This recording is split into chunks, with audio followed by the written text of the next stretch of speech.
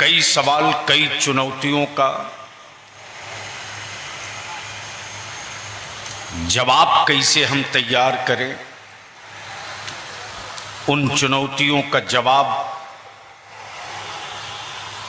और उन सवालों का जवाब ढूंढने के लिए इकट्ठा हुए।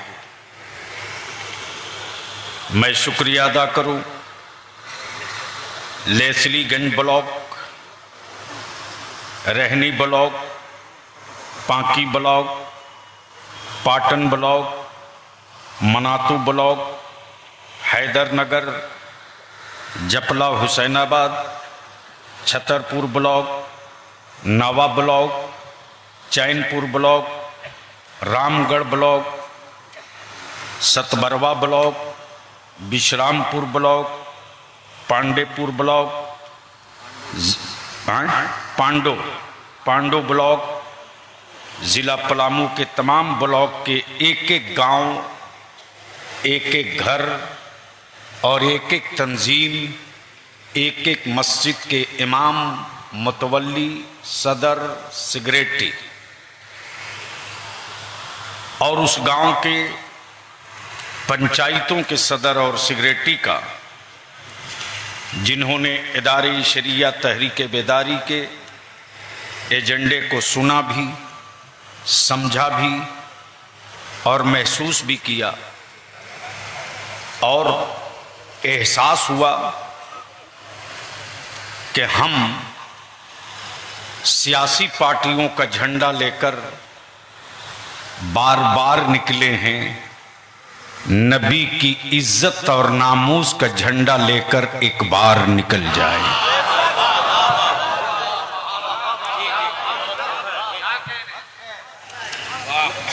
मेरे पास कुछ कागज है, बखुदा इस वक्त बलियावी जमात अहले सुन्नत के उस मोहसिन को याद कर रहा है जिस कादरी फकीर ने हाफिज मिल्लत की दुआ लेकर, सदरुल शरिया से इल्म की खैरात लेकर, मुफ्ती आज़म से हौसला लेकर, मुजाहिदे मिल्लत से जज्बा लेकर, बुरहाने मिल्लत से हौसला लेकर वो कादरी फकीर निकला था 1968 में और महसूस किया था कि आने वाले दिनों में भारत के मुसलमानों की औलादों के सामने कितनी बड़ी चुनौती होगी। उन चुनौतियों का मुकाबला हमारे बच्चे कैसे करेंगे। अदारे शरिया नाम से कोई मदरसा नहीं खोला, कोई दारुल उलूम नहीं खोला, इसलिए कि मदरसे तालीम के लिए मेरे पास मंजर इस्लाम, अल जामतुल अशरफिया, मजहर इस्लाम, फैजुल उलूम, गरीब नवाज और हिंदुस्तान के हर शहरों में मेरे पास मदरसे थे, लेकिन कोई ऐसा प्लेटफार्म नहीं था जिस प्लेटफार्म से हम अपनी नस्लों के मुस्तकबिल की जंग लड़ सकें। कोई प्लेटफार्म नहीं था जिस प्लेटफार्म से हम अपने बच्चों के हक और हुकूक और तहफ़्फ़ुज़ की जंग लड़ सकें। कोई प्लेटफार्म नहीं था जिस प्लेटफार्म से हम दारुल क़ज़ा कायम करके अपनी बेटी और अपने बेटों के शरई अज़दवाजी निकाह तलाक का मसला हल कर सकें। अदारे शरिया के सदर होने के नाते नाज़िम आला इदारे शरिया झारखंड, बिरादरी गिरामी हजरत अल्लामा मौलाना कुतुबुद्दीन रज़वी, ये मेरा छोटा भाई अपनी जान, अपना जिस्म सब कुछ लगाकर इस तहरीक और इदारे के लिए अपने को वक्फ किए। अल्लाह तबारक व तआला इन्हें सेहत के साथ लंबी उम्र अता फरमाए। इन्होंने खबर दी और बताया कि पलामू जिला में जो मध्य प्रदेश की सरहद से भी लगा है, और बिहार की सरहद से भी लगा है। यहाँ एक दारुल क़ज़ा का होना बहुत ज़रूरी है। मैं इदारे शरिया के खादिम की हैसियत से मैं ऐलान करता हूं कि कल से नहीं, आज से, इस वक्त से इदारे शरिया दारुल क़ज़ा का क़याम अमल में ला दिया गया है। नारे तकबीर, नारे रिसालत, नारे रिसालत। मरकजी इदारा शरिया पलामू, इदारा शरिया दारुल क़ज़ा पलामू, नारे तकबीर, नारे रिसालत। शुक्रिया। बकिया नहीं, मैं उलमाए कराम से इसकी तायद ले लूं। ए बेटे, ए नहीं नहीं, सब करके अब ये गड़बड़ नहीं करो बेटा, बैठ जाओ। अब मैं स्टेज पर तशरीफ फरमा पूरे जिला के हर इलाके से आए हुए उलमा की राय और तायद भी ले लूं। क्या दारुल क़ज़ा इदारे शरिया की यहां जरूरत थी? जोर से बोले, थी? क्या आप हजरात इसकी तायद करते हैं? तो दोनों हाथ उठा के तायद कर दीजिए। उलमाए कराम दारुल क़ज़ा की तायद करते हैं। मैं गुजारिश करूंगा हजरत नाज़िम आला अल्लामा कुतुबुद्दीन रज़वी साहब से कि जो ऑफिशियली जो तौर तरीके और उसके जो नॉर्म्स हैं उसको पूरा करके 15 दिन, 1 माह के अंदर अंदर एक इफ्तिताही तकरीब करके काजी जिनको उलमा मुंतखब करें उनको हलफ बरदारी की तकरीब करके कौम के हवाले कर दिया जाए इंशाअल्लाह। इस वक्त जो एजेंडे हैं, मैं शुक्रिया अदा करूं रईसुल असातिज़ा हजरत अल्लामा मुफ्ती मुजाहिद हुसैन साहब का, जिन्होंने बलियाबी के दर्द को समझा और मैंने आवाज दी कि अब बकिया वक्त हमें दे दीजिए। इन्होंने बड़कपने का इजहार करते हुए जिला पलामू के उलमाए कराम के जो इनके या तो शागिर्द या शागिर्द के शागिर्द हैं, इन्होंने इत्तेमाद दिला दिया कि इत्तेहाद की जंजीर को आप टूटने मत देना, तुम्हारे दुश्मनों के सर पे हथौड़ा बनकर मुजाहिद गिरता रहेगा। मैं शुक्रिया अदा करूं अपने मुअज़्ज़ज़ उलमाए कराम में खानवादे सादात का चश्मो चिराग बलियाबी का उस दिन बाजू बहुत कमज़ोर हो गया जिस दिन हमारे काज़ी शरीयत हज़रत अल्लामा मुफ्ती सैयद खुर्शीद का इंतकाल हुआ था। शायद बलियाबी अपने ख़ानदान के किसी के मरने के बाद चीख न मारा हो, लेकिन मुझे एहसास था आज बलियाबी के पास अल्फाज नहीं है कि मैं किन लफ्ज़ों में उलमाए पलामू का शुक्रिया अदा करूं। अल्फाज नहीं, प्लीज ए चाय नहीं नहीं नहीं,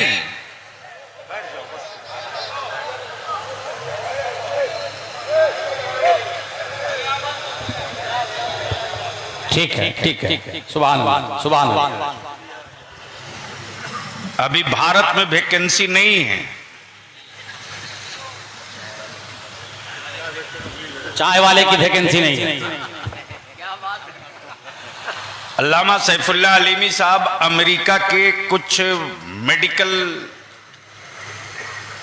डिपार्टमेंट के मेडिकल साइंस दानों ने कहा कि हमने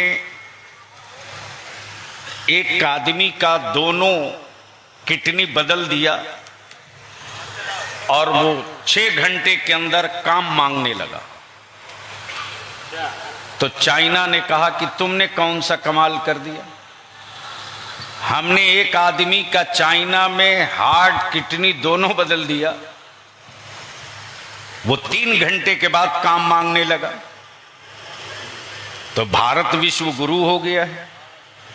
इसने कहा तुम दोनों ने कौन सा कमाल किया, हमने तो भारत में सिर्फ एक आदमी बदला है, आज पूरा देश काम मांग रहा है।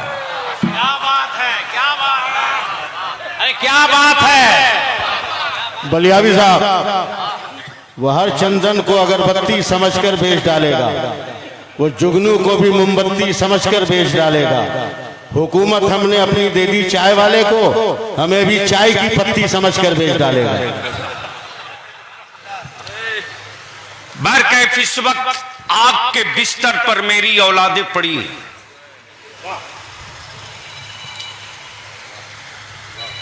आग के बिस्तर पे हैं। जलन का एहसास करो न करो, आग के बिस्तर पे हैं।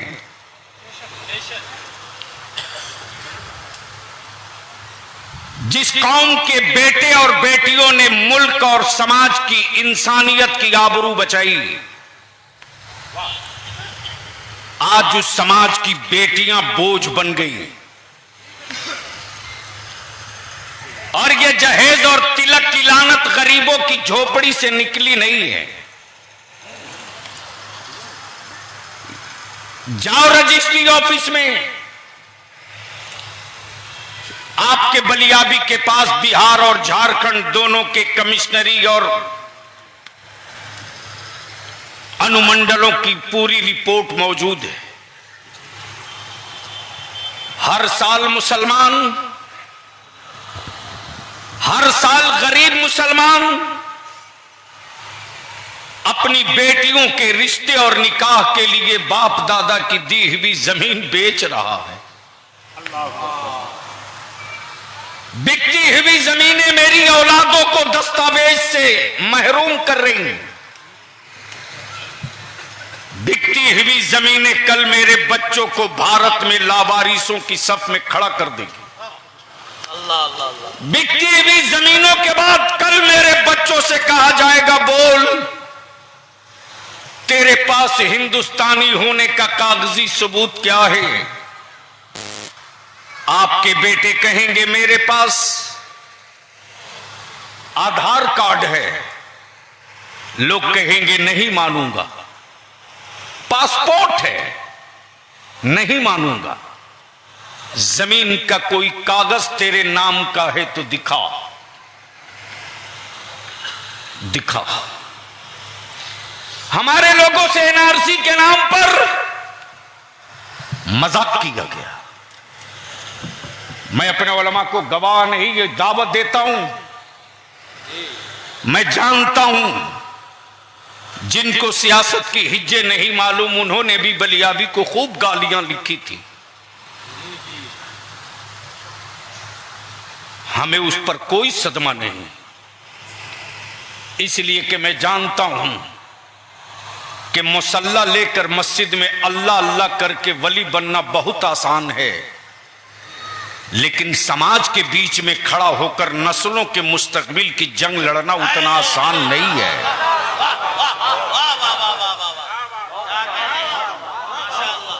हर पेड़ के मुकद्दर में पत्थर नहीं होता।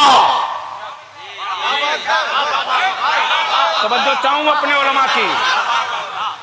हर पेड़ के मुकद्दर में पत्थर नहीं होता, और फलदार दरख्तों के पत्ते कभी पत्थरों से बच नहीं सकते। लेकिन जिस तरह पत्थरों की चोट की परवाह किए बगैर पेड़ फल देते रहता है, उसी तरह जमाने के पत्थरों की चोट को सहते हुए मुस्तकबिल की जंग लड़ने वाले मंजिलों की तरफ बढ़ते रहते। अदारे शरिया तहरीक बेदारी मैं सुनते रहा। पाटन हो, पांकी हो, हुसैनाबाद हो, जपला हो, विश्रामपुर हो, परहस्सी हो, हर ब्लॉक में मेरा आलिम मस्जिद मस्जिद भटक रहा था। मैंने फोन किया हजरत अल्लामा महताब ज़ियाई को, मैंने टेलीफोन किया हाफिज अबुल कलाम को, मैंने फोन किया अपने उस खानवादे के शहजादे हजरत अल्लामा सैयद सिफ्ते रजी को। मैंने पूछा हमारे उलमा कैसे गाड़ी करके जा रहे हैं? खुशी के आंसू हैंगे। सैयद रजी साहब ने बताया शहर के उलमा अपनी जेब से अपने पैसे से गाड़ी रिजर्व करके जिला के ब्लॉक ब्लॉक घूम रहे हैं। मुफ्ती साहब, मैं सोचता था लामालिमी साहब, एक तो मेरी कौम इतनी मामूली तनख्वाह देती है हमारे इमाम को, एक मजदूर की मजदूरी 500 है, एक बेटे के मोबाइल में हर महीने बाप 300 रुपये का रिचार्ज कराता है, लेकिन हर घर से 300 रुपया किसी मस्जिद के इमाम के लिए नहीं निकल पाता। लेकिन उलमा के दिल में क्या दर्द है? बेटियां लुट रही, हम चुप कब तक रहेंगे? बेटियां बोझ बन रही, हम खामोश कब तक रहेंगे? हमारे बच्चे नशे के आदी बन रहे, हम चुप कब तक रहेंगे? हमारे बच्चों का हक लूटा जा रहा, हम चुप कब तक रहेंगे? हमारे बच्चों को दहशतगर्द करके जेलों में डाला जा रहा, हम चुप कब तक रहेंगे? उर्दू को दफन कर दिया इसी गवर्नमेंट ने पटक करके, हम चुप कब तक रहेंगे? हमारे मदरसों को आतंकवादियों का अड्डा कहा गया, हम चुप कब तक रहेंगे? तबेदार शरिया ने महसूस किया हमारी औलादों के मुस्तकबिल की जंग राहुल नहीं लड़ेंगे, शिबू नहीं लड़ेंगे, लालू मुलायम नहीं लड़ेंगे, नीतीश कुमार मायावती नहीं लड़ेंगे, ममता नहीं लड़ेगी। अपनी औलादों के मुस्तकबिल की जंग लड़ने के लिए आलिमों को उसी तरह खड़ा होना पड़ेगा जिस तरह जंगे आजादी की जंग जीतने के लिए अल्लामा फजल हक खैराबादी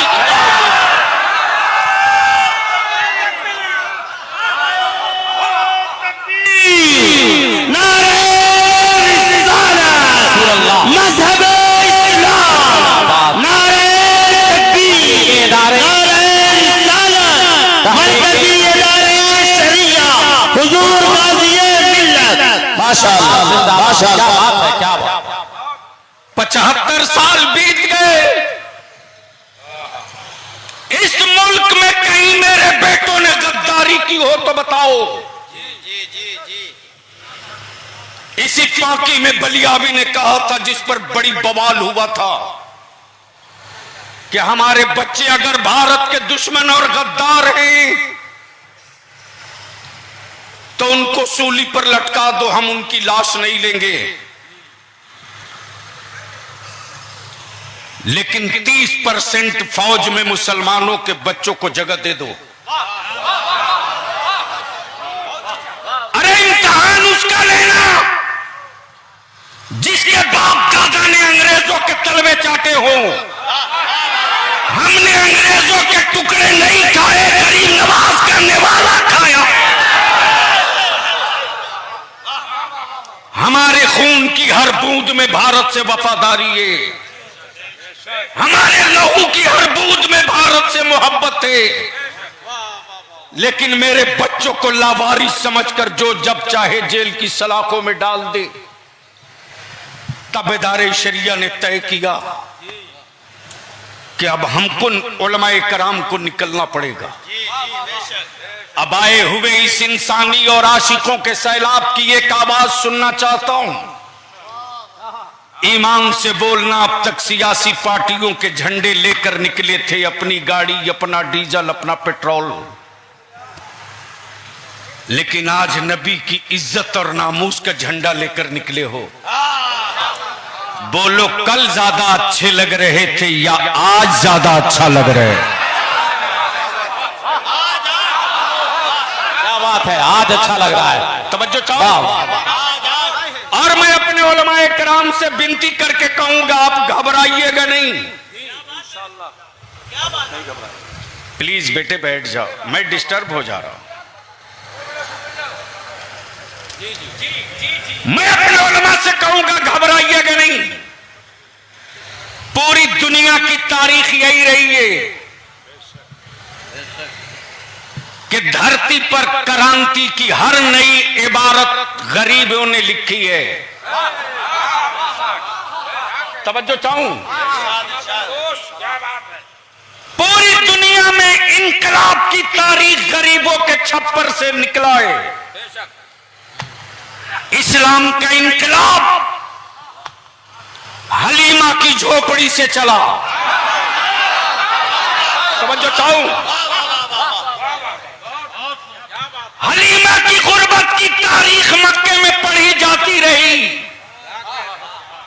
कुफ्र ने समझा था कि छप्पर से निकले हुए मोहम्मद के पैगाम को चुटकियों में मसल दूंगा। रसूल करीम के निकले हुए पैगाम को उसी हलीमा के छप्पर में दफन कर दूंगा। लेकिन रहमत आलम ने बता दिया कि हलीमा के छप्परों को लोग हसरत से नहीं, मोहब्बत से तो देखेंगे ही देखेंगे, लेकिन मेरे गुलाम उसे निजात और बख्शिश की चाबी तसव्वुर करके देखेंगे। भारत में, हिंदुस्तान में हमको दुनिया ने कमजोर नहीं किया, मुसलमानों आपने कमजोर किया, आपने कमजोर किया। अगर आज भी सिर्फ बलियाबी को 5 साल दे दो, 75 साल सबको दिए, 5 साल आलिमों को दे दो। अरे मुसलमान, जब तूने सिर्फ 12 घंटा दे दिया तो आज डाल्टनगंज की कोई गली, कोई सड़क, कोई चौराहा, कोई चौक ऐसा नहीं दिख रहा जहां टोपी, दाढ़ी और मुस्तफा वाले दिखाई न दे रहे हो। तवज्जो चाहो, तो जब 12 घंटे के लिए जग जाओ तो शहर बदल जाए। अगर 5 साल के लिए जग गए तो पूरा भारत बदल जाएगा।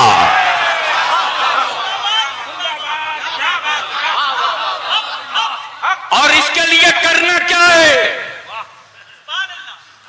करना क्या है? करना क्या है? याद करो गोरे और काले की जंग की तारीख। अल्लामा सैफुल्लाह अलीमी साहब, अल्लामा अकरुल कादरी साहब, अल्लामा मुजाहिद साहब और उलमा इकराम से इल्तिजा करूंगा, गौर से सुनना। ये टोपी और दाढ़ी बर्दाश्त पार्लियामेंट में नहीं होती थी। ये टोपी और दाढ़ी विधानसभा में नहीं होती थी। लेकिन मैंने भी किसी हरामखोर का टुकड़ा नहीं खाया है, रईसुल कलम का कादिरी टुकड़ा खाया।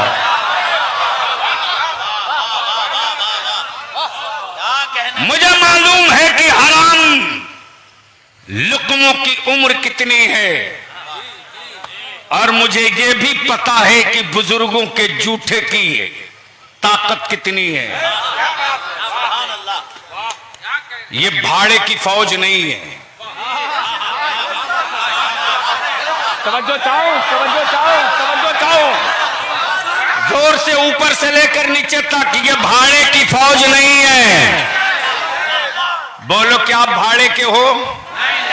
जोर से बोलो भाड़े के हो। जोर से बोलो क्या किराए पर आए हो? जोर से बोलो क्या तुमको किसी ने गाड़ी घोड़ा पैसा दिया है? दिल्ली वालों, रांची वालों, बिहार वालों, कान खोल के सुन लो, भाड़े की फौज से अमेरिका लड़ता है। तवज्जो चाहो, भाड़े की फौज से अमेरिका लड़ता है।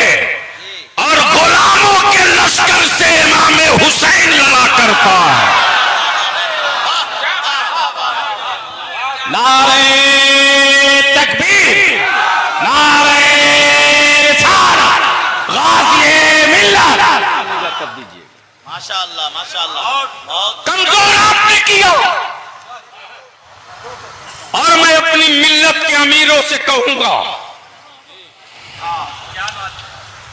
मैं अपनी मिल्लत के पैसे वालों से कहूंगा,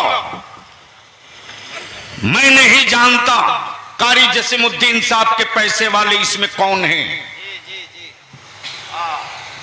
अगर आपको अल्लाह ने पैसा दिया है तो आप खुद से तय कर लो कि बलियाबी ने तेरी कौम की बेटियों का दर्द तेरे सामने रखा है। अरे गरीब तो दबा हुआ है यार, वो तो मजबूरी में जमीन बेचकर बेटी की शादी कर रहा। तुम्हारे बलियाबी ने 3 माह पहले खूब फूट फूट के रोया मुफ्ती साहब। अल्लामा सैफुल्लाह अलीमी साहब रात को मेरे मोबाइल पर तकरीबन 20 मिस कॉल पड़ी थी, 20। मैं जलसे में था, तकरीर कर रहा था। जब गाड़ी में बैठता हूं तो मोबाइल चेक करता हूं,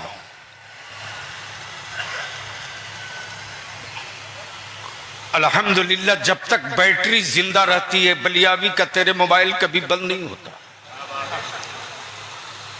इसी बालूमात के बगल में है मजलूम अंसारी, मेरे बच्चे को रस्सी में टांग कर गांठ से लटका के लोगों ने मार दिया था। उस वक्त दिलकश भाई बलियाबी अपने बुजुर्गों की दुआओं की बरकत से एमपी था। 3 बजे भोर में मैं दिल्ली पहुंचा हूं पीलीभीत से। जैसे ही बिस्तर पे लेटा हूं मोबाइल की घंटी बजने लगी। उस वक्त मेरी वालदा दिल्ली में थी। जैसे ही फोन की घंटी बजी मेरी वालदा बोल पड़ी, अब भी आया है। और 3 बजे भोर में जाड़े की रात में पता नहीं कौन फोन कर रहा है। मैं जल्दी से उठकर करीब गया। मैंने कहा अम्मा 3 बजे रात को जरूर कोई दुख में होगा, तब तेरे बेटा को ढूंढ रहा है। उस वक्त टेलीफोन की जब घंटी बजी तो मैं फोन उठाया। मुंबई से एक लड़का फोन पे रो रहा था, मेरे भाई को रस्सी में डाल के मार दिया, मेरे भाई की लाश लटक रही है। उसी वक्त मैंने अपने छोटे भाई मौलाना कुतुबुद्दीन को फोन किया कि लड़का न जगह बता रहा न पता बता रहा, सिर्फ कह रहा भाई को मार दिया झारखंड में। ये लगे तो मालूम हुआ कि हैरंज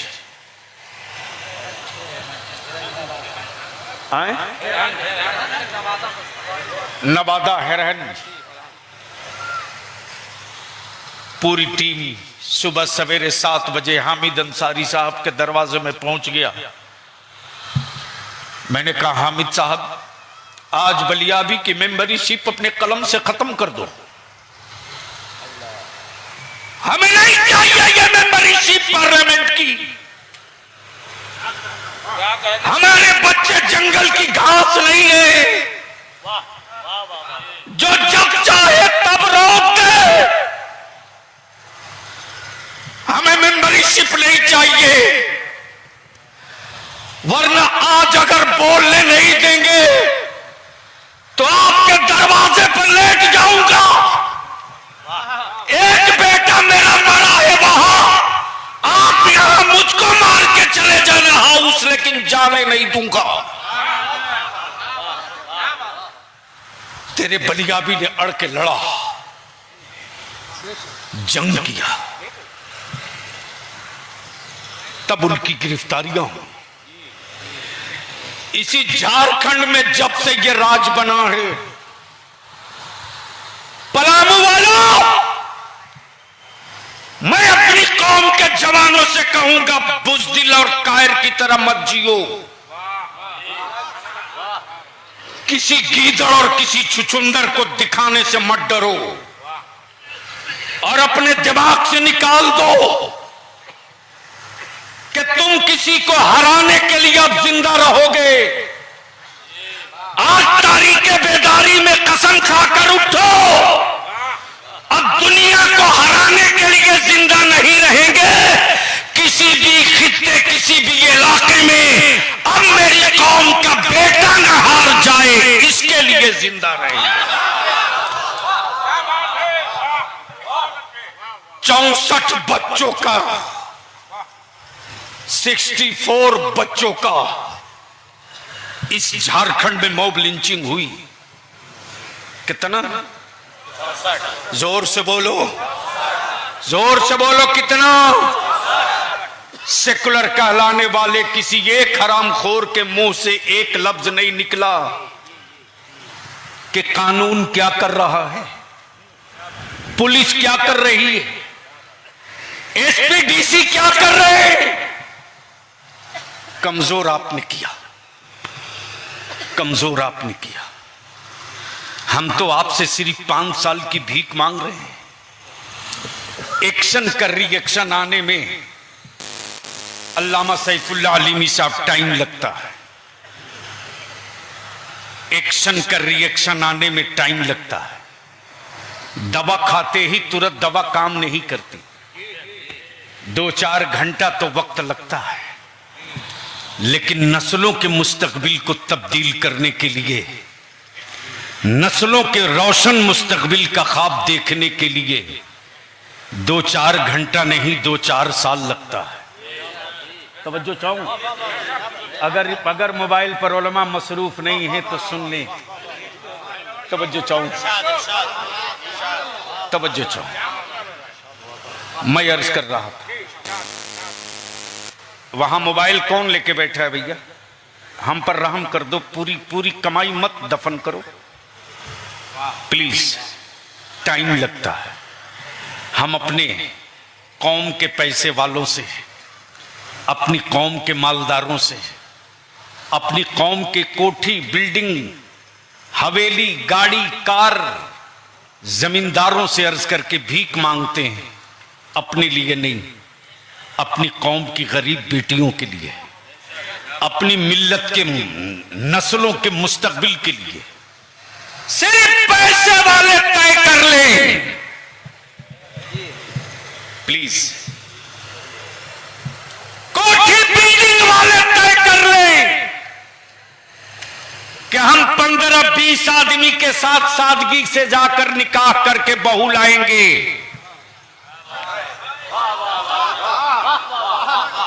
तो इलाके और गांव के गरीबों की छाती चौड़ी हो जाएगी। जब फला बाबू के बेटे की बारात 15 आदमी से गई है, तो मुझ गरीब के दरवाजे पर कोई 11 आदमी आएगा, निकाह करके बेटी लेके चला जाएगा। बड़ा अच्छा पैगाम। अल्लामा अलीमी साहब रात को 2 बजे जब फोन आया तो मैंने वापस बैक टेलीफोन किया अल्लामा मेहताब जियाई साहब। जब टेलीफोन किया तो एक बच्चा उठाया, उसने जवाब दिया कि जो फोन कर रहे थे उनका इंतकाल हो गया।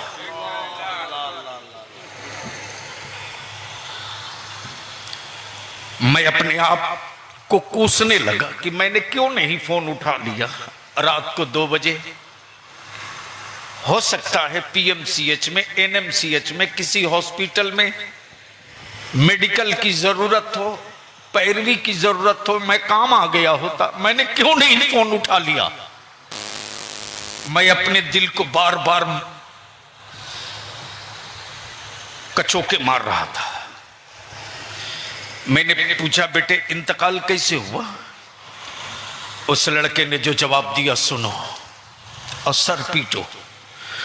उसने जवाब दिया, हजरत आप बलियाबी साहब बोल रहे हैं? मैंने कहा जी बेटा बोलो। जवाब दिया कि आज मेरी बहन की बारात आई थी, मेरे अब्बू ने 50 आदमी के बजाय 100 आदमी के खाने का इंतजाम किया था। इत्तेफाक से 10-15 आदमी का खाना घट गया। और बीच मजमे में लड़के के बाप ने मेरे बाप को भिखमंगा बोल दिया। जैसे ही बोला कि तुझसे तो बेहतर शहर का भिखमंगा है, मेरे अब्बू उसी वक्त सीना पकड़ के बैठ गए। हम लोग संभालते रहे लेकिन अब्बू नहीं बचे। मैं इस वक्त हॉस्पिटल में अपने बाप की लाश के पास हूं। एक मेहरबानी कर दीजिए कि मेरे अब्बू का पोस्टमार्टम ना हो।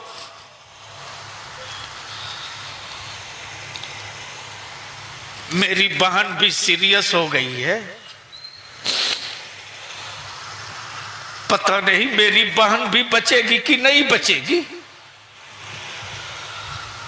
तब मैंने कौमी इत्तेहाद मोर्चा के नौजवानों को फोन करके कहा कि जाओ बेटे देखो, जहां बारात आई थी वहां डस्टबिन में देखो क्या हाल है। बच्चों ने जाकर जो देखा तो फोन किया, हजरत गोश्त और रोटी और चावल इतना फेंका हुआ है कि अगर ये खाना नुकसान न किया गया होता तो अब भी कम से कम 40 आदमी खाना खा सकता था। मैं अपने नौजवानों से भीख मांगता हूं, हमारे उलमा अपना प्रोग्राम छोड़कर, अपना जलसा छोड़कर, अपने किराया भाड़ा से जहां चाहो सुला दो, जहां चाहो बैठा दो, लेकिन वल्लाह मेरे किसी आलिम ने मुझसे एक बार नहीं कहा कि मेरा प्रोग्राम छूट रहा है। अल्लामा सैफुल्लाह अलीमी ने एक मर्तबा मुझसे नहीं कहा कि मुझको किराया कौन देगा। हमारे एक आलिम ने नहीं पूछा आपसे कि कम तनख्वाह के बावजूद भी हम गांव गांव ब्लॉक ब्लॉक मस्जिद मस्जिद आपको जगाने आए हैं, मुझको गाड़ी में पेट्रोल कौन देगा। इसलिए मैं आपसे विनती करके पूछूं कि इस यहां जितने लोग गांव के सदर सिगरेटी आए हैं, इस सैलाबे इश्क में, और जितनी गांव के सदर सिगरेटी आए हैं और जितनी मस्जिदों के मुतवल्ली और सिगरेटी आए हैं, वो जरा हाथ उठा दें। जो गांव के सदर सिगरेटी हैं वो हाथ उठा दें। खड़ा हो जाइए हाथ उठा के। सिर्फ गांव के सदर सिगरेटी खड़ा हो, सदर सेक्रेटरी खड़े हो जाइए। किसी भी कमेटी अंजुमन के हों, पंचायत के हों, वो खड़े हो जाइए। सदर सेक्रेटरी, पंचायत के, गांव के, अंजुमन के सदर और सिगरेटी जो हैं वो खड़े हो जाए। अंजुमन Islahul Muslimeen, Muharram Intezamia Committee, Tanzeemul Ansar, Anjuman Islamia Ashrafi Committee, Noor Hussain Committee, Karbala Hussain Committee, Madrasa Gausia और जितनी भी कमेटियां, उनके जो सदर सेक्रेटरी खड़े हो जाए। बस खड़े रहिए, हाथ उठा दीजिए ताकि लोग देख लें आप किस गांव के सदर सेक्रेटरी। एक मर्तबा जरा अपनी जगह घूम के चारों तरफ दिखा दीजिए, चारों तरफ वहीं से घूम के दिखा दीजिए, अपने को घूम के चारों तरफ दिखा दीजिए ताकि आप प्लीज जो सदर सेक्रेटरी है वो खड़ा हो। बाबू बाकी बैठो, ऐसा नहीं करो, आप मेरा मिशन मत कत्ल करो प्लीज बेटा, ऐसा नहीं करो। जो गांव के सदर सेक्रेटरी है वो खड़े रहिए, 1 मिनट के लिए खड़े रहिए, दोनों हाथ उठा के, दोनों हाथ उठा के खड़ा रहिए। गांव के सदर सेक्रेटरी बहुत है, सैकड़ों की तादाद में। ये गांव के जो सदर सेक्रेटरी हैं उनसे मैं पूछना चाहता हूं, तकरीबन 400-500, उनसे मैं पूछना चाहता हूं, जो गांव के सदर सेक्रेटरी हैं जो हाथ उठाकर खड़े हैं, उनसे मैं पूछना चाहता हूं, हर ब्लॉक से आए हैं, उनसे मैं पूछना चाहता हूं कि ये जहेज और डिमांड और बारात खत्म होना चाहिए कि नहीं। जोर से बोलिए, खत्म होना चाहिए कि नहीं। धीरे बोल रहे, जोर से बोलो, खत्म होना चाहिए कि नहीं। आप लोग साथ देंगे। ये सदर सेक्रेटरी अंजुमनों के और गांव के मुतवल्ली और मस्जिदों के सदर सेक्रेटरी बतावे जोर से, ये खत्म होना चाहिए। अरे जोर से बोले, खत्म होना चाहिए। साथ देंगे, साथ देंगे, पक्का पक्का पक्का। तो आज कौन सा दिन है? बहुत अच्छा दिन है किसी काम को शुरू करना। मुफ्ती मुजाहिद साहब क़िबला फरमा रहे हैं, किसी काम के आगाज के लिए बहुत अच्छा दिन है। तो अब हमें एक बात बता दीजिए कि ये खत्म होना चाहिए ना? आप खड़े रहे, आप खड़े रहेंगे प्लीज। तो आज हो गया बुध, कल जुमेरात, परसों जोर से परसों, लौट कर जाने के बाद सोना नहीं है, यही बेदारी है। तवज्जो चाहो, बोलो बोलो, चारों तरफ से, चारों तरफ से, चारों तरफ से। लौट कर जाने के बाद सोना नहीं, इसी का नाम तहरीक बेदारी है। आज ही गांव में पहुंचने के बाद कल अपने पूरे गांव में एक पंचायत बुलाइए और बुला करके अपने गांव में ऐलान करा दीजिए। और परसों जुमा है, अल्लामा सैफुल्लाह अलीमी साहब ने जो फताया, जुमा के दिन मस्जिद में जुमा के वक्त तकरीर के खत्म हो जाए, इमाम साहब का कि तकरीर खत्म होने के बाद माइक पर आ जाइए और ऐलान करके गांव वालों को बता दीजिए।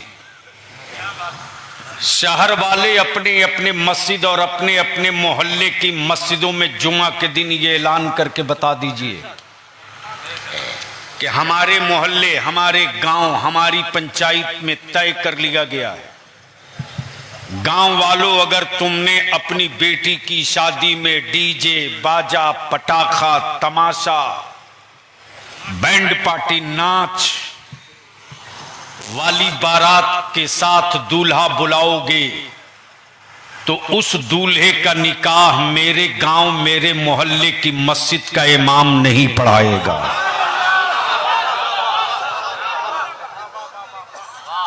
उलमा मुत्तफिक हैं? जोर से बोले, उलमा मुत्तफिक हैं? जोर से बोलो, ये इलाज सही है कि नहीं है? बोलो, ये इलाज ठीक है कि नहीं है? उसके बाद सैयद रजी साहब, जो चैनल आपने बना दिया है मेरे अजीज, इसको टूटने मत दीजिएगा। सदर सेक्रेटरी, मेरे उलमा, इसको टूटने मत दीजिएगा। और उसके बाद कोई दौलत वाला आपके इल्म को गुरूर के जूते से कुचलने की हिम्मत करे तो उस वक्त आप डरिएगा मत। रईसुल कलम के इस परवरदा को आवाज दे दीजिएगा, मैं उसकी तिजोरी भी देख लूंगा और उसके बाजुओं की ताकत भी देख लूंगा, लेकिन अपनी नस्लों की बेटियों की आबरू अब रुस्वा नहीं।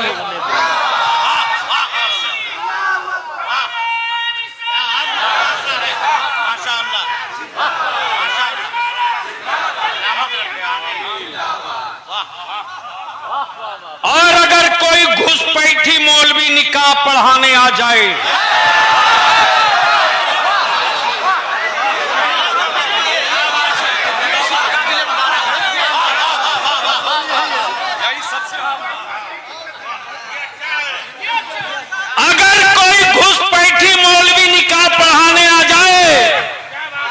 पटक के उसकी सनद छीन के फाड़ देना। देखूंगा किस दारुल उलूम का, देखूंगा किस दारुल उलूम का नाजिम दूसरी सनद जारी करेगा। हमें आवारा बागीचा नहीं चाहिए, खूबसूरत मुस्तफा का गुलशन चाहिए।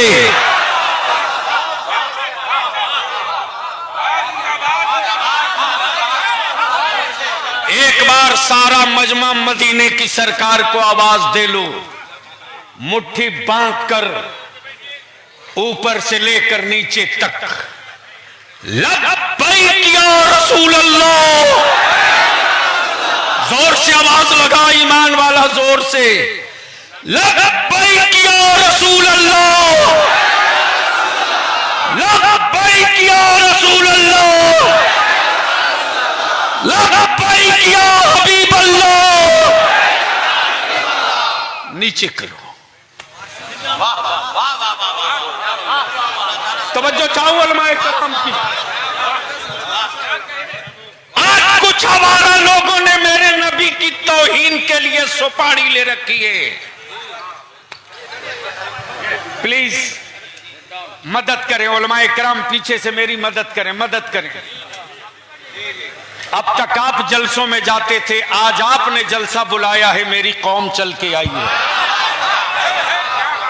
हुकूमत में बैठने वालों आंखें फाड़ के देख लो, तुम्हारे दिल तुम्हारे मन में आतंकवाद है। मुस्तफा की सुन्नत वाली दाढ़ियों में आतंकवाद नहीं हो सकता।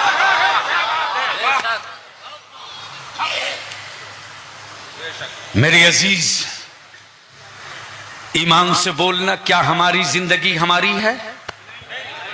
जोर से बोलो। क्या मेरी सांसें मेरी हैं? क्या मेरा घर मेरा है? क्या मेरा वजूद मेरा है? मेरा जो कुछ है वो सब मुस्तफा का है, सब मुस्तफा का, सब मेरे रसूल का है। आकलिया भी अगर एक पर्दा चाक कर दे तो बेनिकाब हो जाएंगे लोग। काबे की कुंजी लेकर तुम काबे की हिफाजत नहीं कर सके, तुम काबे की चाबी रखकर मदीने की अजमत की हिफाजत न कर सके, लेकिन कुफ्र की छाती पर बैठकर नबी की अजमत का चिराग बरेली से अहमद रजा ने जला दिया।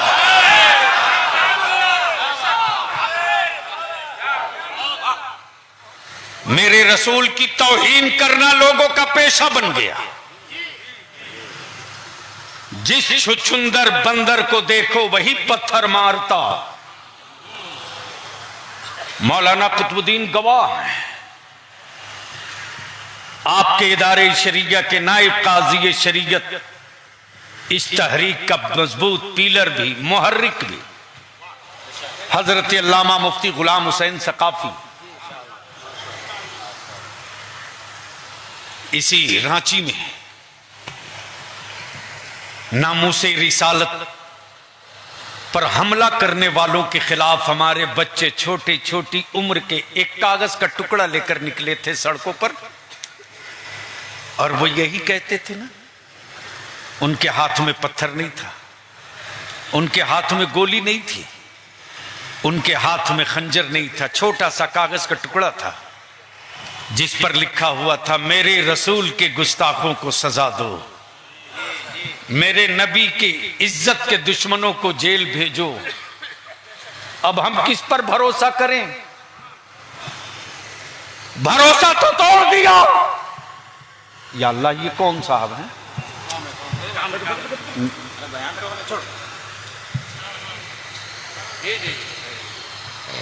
हमने वर्दी पर भरोसा किया,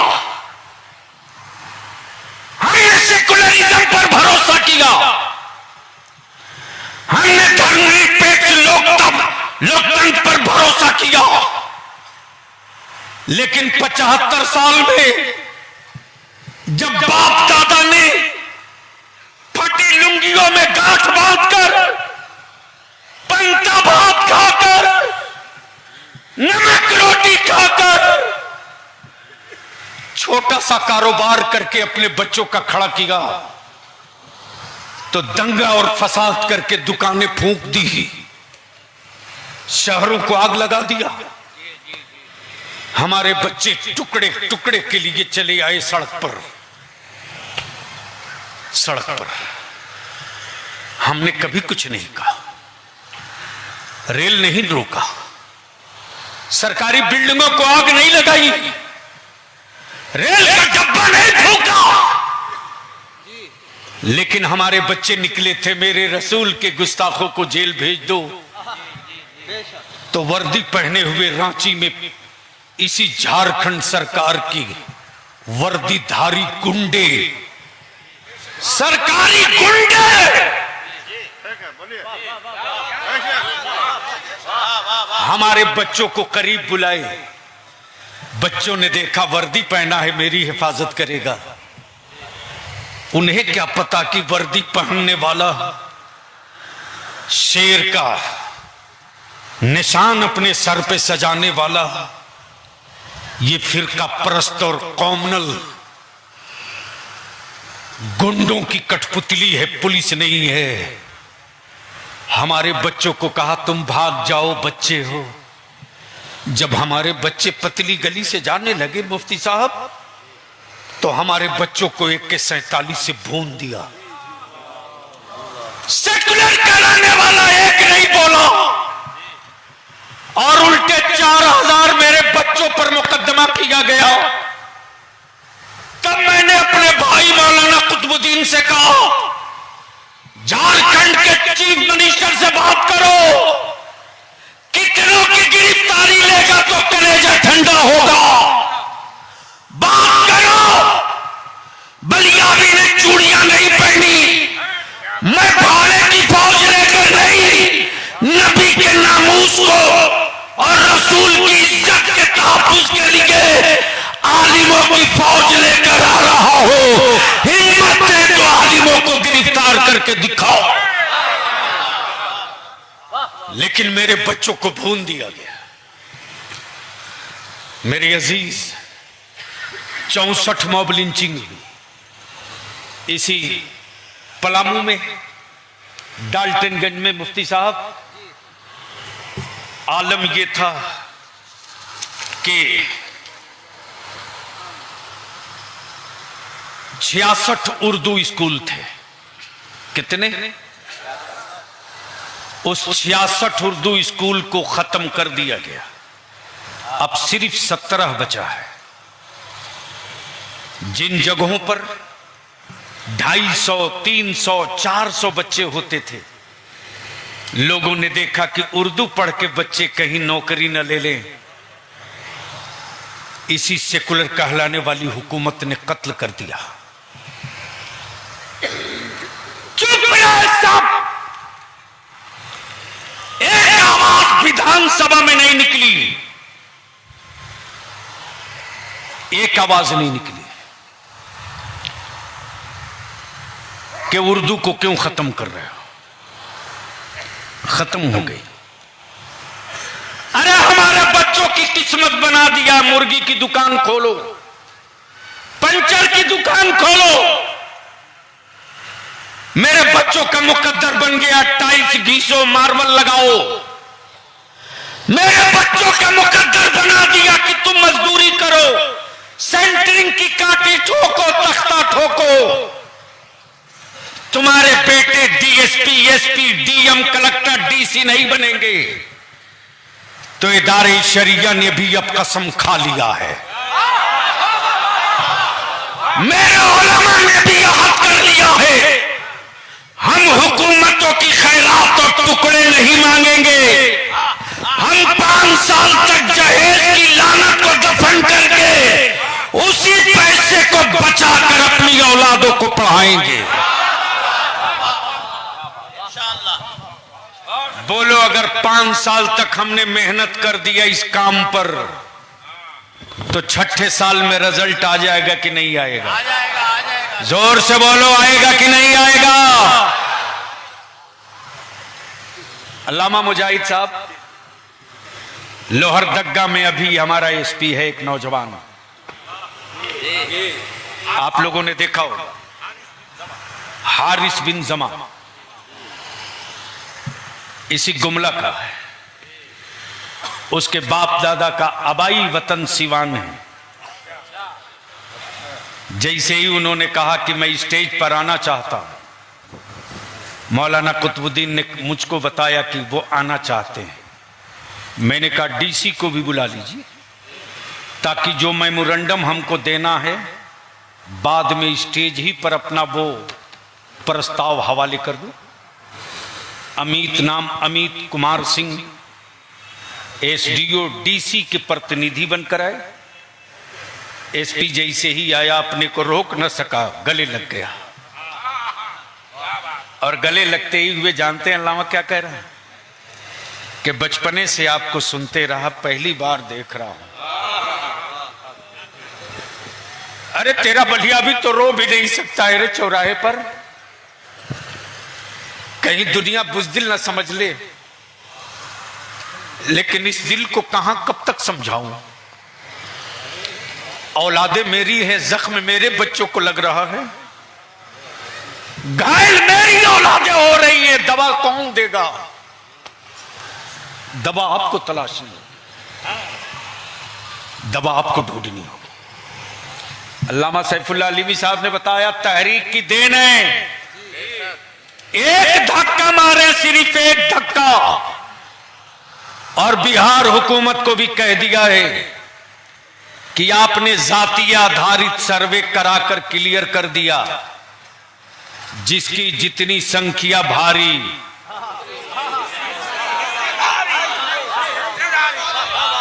मैं बोल रहा हूं तो आप भी जवाब दे देना दोनों हाथ उठा करके, जिसकी जितनी संख्या भारी उसकी उतनी हिस्सेदारी। जोर से ताकत लगा के बोल, जिसकी जितनी संख्या भारी उसकी उतनी हिस्सेदारी। जोर से ताकत लगाओ, जिसकी जितनी संख्या भारी उसकी उतनी हिस्सेदारी। जिसकी जितनी संख्या भारी उसकी उतनी हिस्सेदारी। जिसकी जितनी संख्या भारी उसकी उतनी हिस्सेदारी। इसलिए हेमंत बाबू,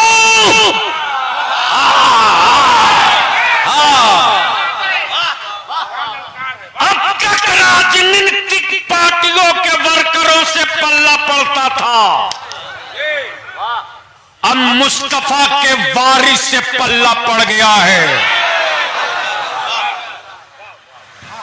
दुनिया का कोई सिक्का नहीं जो इन्हें खरीद ले, जो बाजारे मुस्तफा में बिक चुका है उसकी कोई कीमत नहीं लगा सकता। आबादी के एतबार से विधानसभा में 23 एमएलए की सीट लेंगे, हिस्सा मेरा 23 का बनता है। बोलो लेना चाहिए कि नहीं?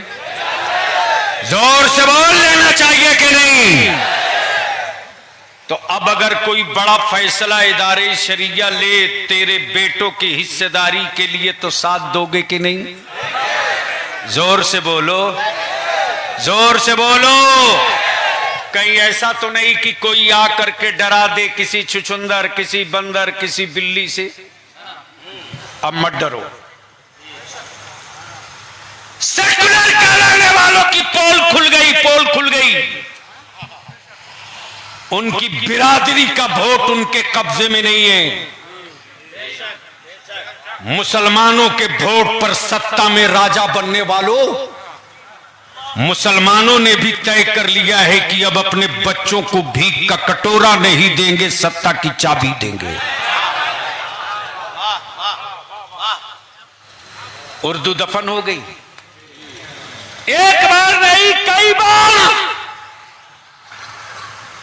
अदालत शरीका से मौलाना कुतुबुद्दीन नाज़िम आला ने हेमंत सरकार को मेमोरेंडम देकर कहा मदरसा बोर्ड कायम करो। 592 मदरसे जिसका कैबिनेट हो गया उसको मंजूरी देकर इमदादी बनाओ। उर्दू स्कूलों को जो हिंदी में मर्ज किया गया उसको रोकने के लिए चिट्ठी कैबिनेट से निकाल कर स्थगित करो। लेकिन राजा बाबू के कान पर जू नहीं रेंग रही, इसलिए कि समझ रहे हैं कि मुसलमानों के पास विकल्प क्या है। ये तो मजबूर है, जाएंगे कहां? तो पलामू के वीरों की धरती से बलिया भी कहता है। अल्लामा मुजाहिद साहब, ये पलामू वो मिट्टी है जो आज गढ़वा बना है। पलामू वो मिट्टी है, लातेहार वो मिट्टी है, गढ़वा वो मिट्टी है कि जब सुभाष चंद्र बोस ने आजाद हिंद फौज बनाई थी तो उनकी गाड़ी का ड्राइवर कोई बंगाल का नहीं था, उनकी गाड़ी का ड्राइवर इसी गढ़वा के गांव का था। गोया आजादी की जंग लड़ने वाले सुभाष चंद्र बोस को भी बंगाल के ड्राइवर पर भरोसा नहीं था, लेकिन रसूलुल्लाह के एक गुलाम पर अटूट भरोसा था कि मुसलमान है, ये गद्दार नहीं हो सकता। ये वीरों की मिट्टी है। इसलिए मैं अर्ज करूं आखिर में, कोई जाना नहीं अभी प्लीज, ए भाई साहब नहीं, अभी 10 मिनट जो भी इमरजेंसी हो रोक के रखो, नहीं कुछ नहीं रोक के रखो। अरे इधर ठेहुना अड़ा के हुकूमत को अड़ाने के लिए खड़े हुए हैं हम लोग और तुम भागे जा रहे हो। बता मुसलमान, जब इसी मध्य प्रदेश में किसी आदिवासी भाई के बेटे के मुंह पर कोई पेशाब कर दे तो पूरा देश उसके खिलाफ खड़ा हुआ था कि नहीं? जोर से बोलो, हुआ था कि नहीं? और इसी गाजीपुर दिल्ली बॉर्डर पर एक किसान बैठा था आंदोलन पर। दिल्ली हुकूमत ने पानी बंद कर दिया तो किसान आंदोलन के लीडर ने आंसू गिराकर कहा था, मैं प्यासा हूं, मेरी कौम के लोगों पानी लेकर आओ। दुनिया ने देखा, औरतें, बच्चे, बूढ़े, जवान सब गांव से मटका में पानी लेकर चल पड़ा। ईमान से बोलो, तेरे बेटों के मुस्तकबिल के लिए अदारे शरिया रांची और पटना में जंग लड़े और आवाज दे तो तुम जिस तरह आज निकल कर आए हो उसी तरह रांची और पटना पहुंचोगे कि नहीं पहुंचोगे? जोर से बोलकर बताओ, पहुंचोगे कि नहीं पहुंचोगे? तब बलिया भी कहता, हेमंत बाबू ये मौलवियों का जलसा नहीं है। तवज्जो चाहूं, ये मौलवियों का जलसा नहीं है, ये कौम मुस्लिम की औलादों के मुस्तकबिल की क्रांति है। अगर मेरे डिमांड को आपने मान लिया तो शुक्रिया अदा करके माला पहनाएंगे, वरना आप सत्ता के लिए कहीं जा सकते हैं तो हम भी अपने बच्चों के मुस्तकबिल के लिए कुछ भी कर सकते हैं। क्या बात है, क्या बात है।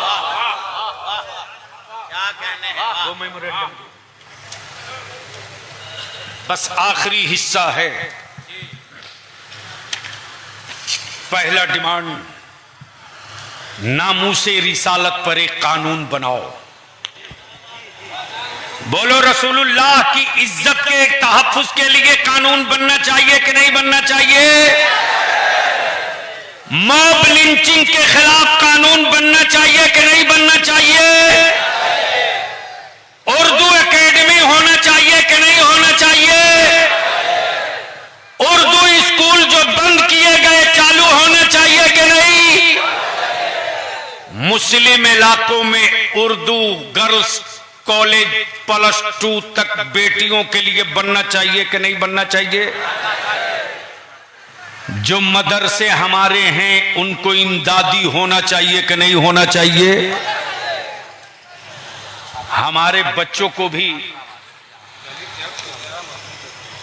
मॉब लिंचिंग आम हो गई। अल्लामा सैफुल्लाह अलीमी साहब, एक सेकुलर कहलाने वाले के मुंह से आवाज नहीं निकली कि मुसलमानों के बच्चों का नाम पूछकर मारने वालों, तुम किसी विदेशी के बेटे को नहीं भारत के बेटे को मार रहे हो। और बलिया भी तो कहता, अकल के टुअरो, अरे तूने अब्दुल्ला के बेटे को नहीं मारा रे। जब भारत का डिफेंस बीमार पड़ा था तो नागपुर का कोई बाबा नहीं आया था जो पाकिस्तानियों के मिसाइल की चुनौती को कबूल करे वो एपीजे अब्दुल कलाम मुसलमान का बेटा था, जिसने ऐलान करके कहा पाकिस्तान वालों औकात में रहो। भारत का मुसलमान अपना मजहब भी बचाना जानता है और अपने भारत की सरहद भी बचाना जानता है। तब इदारे शरिया ने तय किया कि जिस तरह दलित भाइयों के लिए दलित एक्ट बना, ईमान से बोलो, है किसी की हिम्मत या औकात कि किसी दलित भाई, किसी आदिवासी भाई की जमीन पर जबरदस्ती हल चला दे? अरे बोलो, किसी को उसकी जात और बिरादरी का नाम लेके गाली दे दे? जोर से बोलो, है? लेकिन कौन सा चौराहा है जहां मेरे बच्चों को बिरादरी का नाम लेके गालियां नहीं दी जाती? बाप दादा कपड़ा बिन करके हमारे बच्चों को हमको खड़ा किए, लेकिन हैंडलूम को दफन कर दिया इस हुकूमत ने। अदारे शरिया ने तय किया कि जब तुम पावरलूम न दे सके, जबकि अगर जमीर मरा नहीं होता इन हरामखोरों का, तो ये वही मुसलमान है जब राष्ट्रपिता बापू ने विदेशी कपड़ों का बहिष्कार बाइकाट किया था, तो भारत के मुसलमानों ने कहा राष्ट्रपिता बापू घबराओ मत, हम गांव में कपड़ा बिनकर अपनी बहन बेटियों की इज्जत छुपा लेंगे। लेकिन लोगों ने देखा कि ये तो कपड़ा बिन के बेटा पढ़ा रहा है, इसको बंद करो। बोलो फिर से दोबारा ये हथकरघा और बुनकर समिति खड़ा होना चाहिए कि नहीं होना चाहिए? होना चाहिए कि नहीं होना चाहिए? हमारे बच्चों को जिला में छात्रावास, अकामती, हॉस्टल वाला स्कूल 10+2, बीपीएससी, यूपीएससी और स्टेट सर्विस कमीशन के एग्जाम की तैयारी के लिए कोचिंग का इंतजाम होना चाहिए कि नहीं? जोर से बोलो, होना चाहिए कि नहीं?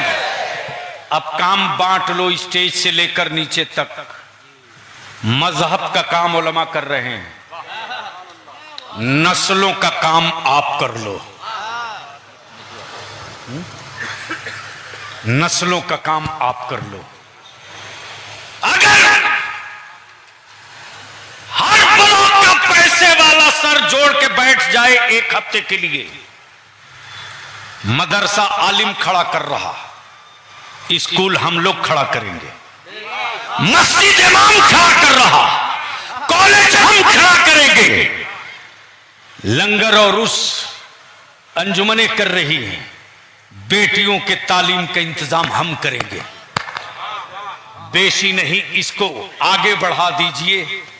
तो इदारे शरीया की तहरीक है कि छोटी बड़ी सारी तंजीमों को मिलाकर एक पूरे स्टेट लेवल की महापंचायत बनाएंगे।